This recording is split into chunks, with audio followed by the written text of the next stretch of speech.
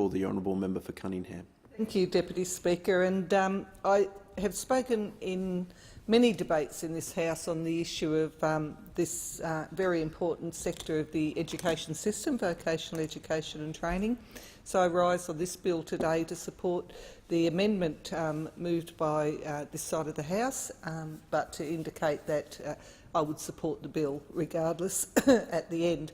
I do that because it is important that action is taken to provide a scheme that gives remedy to the many thousands of Australians who were the victims of very, very unscrupulous behaviour in the sector by far too many providers. And certainly I was very active in campaigning on behalf of this side of the House on those issues post-2013. I take issue with the characterisation of the problem that we're addressing by those opposite when they lay claim that this is somehow Labor's fault and that they're trying to clean up the mess. I was there right at the front of that whole process. Labor did extend the access to fee help for VET students with the support of those opposite at the time. No crying about concerns about the system at the time those amendments were made, with the intention of making access to vocational training more readily available to more Australians.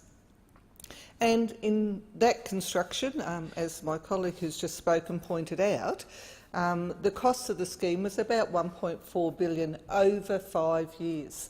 Then, of course, at the 2013 election, we had a change of government and those opposite took government.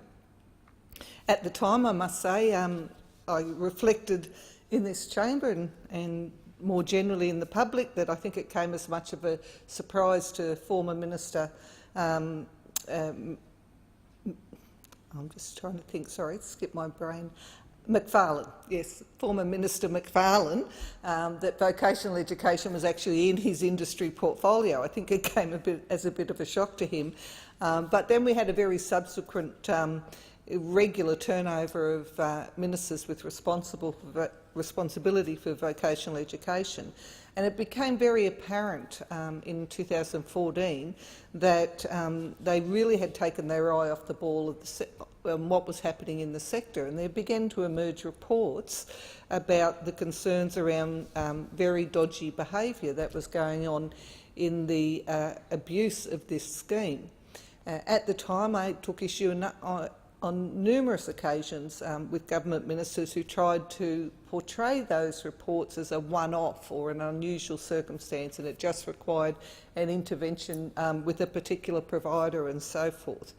But it very soon became, over the next 12 months, glaringly apparent that the signal that had been sent, the hands-off approach by the government in education, had seen a massive ramp-up of the abuse of the scheme.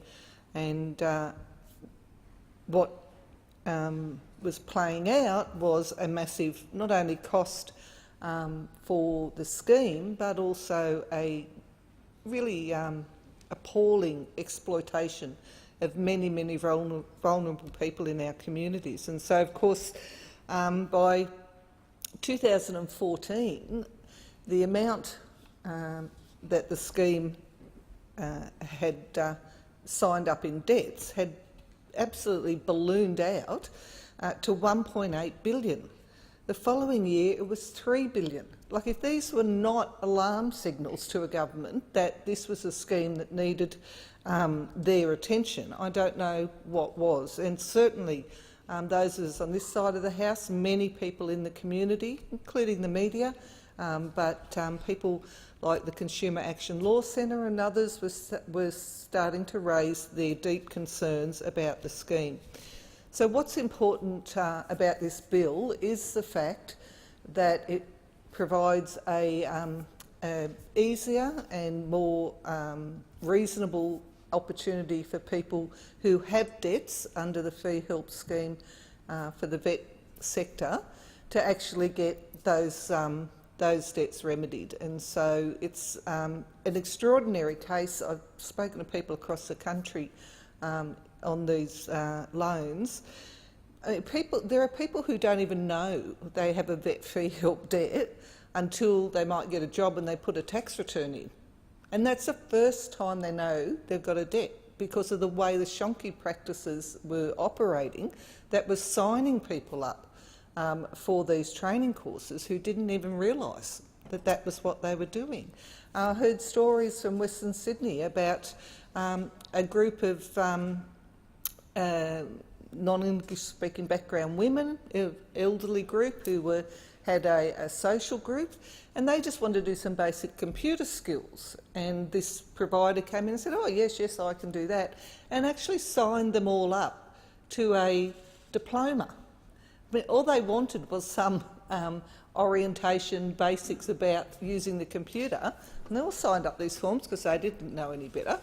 And then discovered that they'd actually signed up to a diploma with a significant debt that went along with that, and were then told, oh, well, don't worry about that because you're all older and you will never earn enough to have to repay it.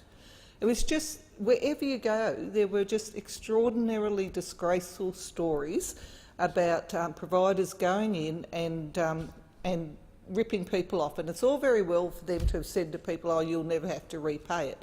For many, many people, that feeling of anxiety that is caused by owing a debt of that size is real, and it caused enormous distress in many communities. People going out and targeting remote Indigenous communities, you know, with a car and a boot full of free laptops and, signing people up into diploma courses.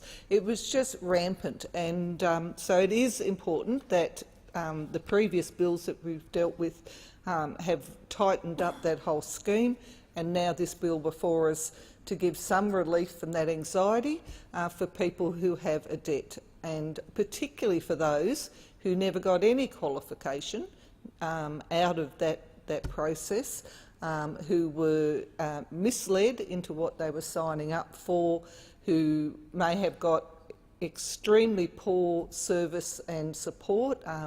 I talk to people all the time who just tell me about they tried to pull out before what's called the census date. That's the date at which, if you haven't pulled out before then, you will incur the debt. And they couldn't get people to return their emails and respond and actually acknowledge what they were trying to do. Just so many examples, and so it is important, given the anxiety that having that sort of debt has for people, that we take action as is proposed in this bill before us to give some remedy for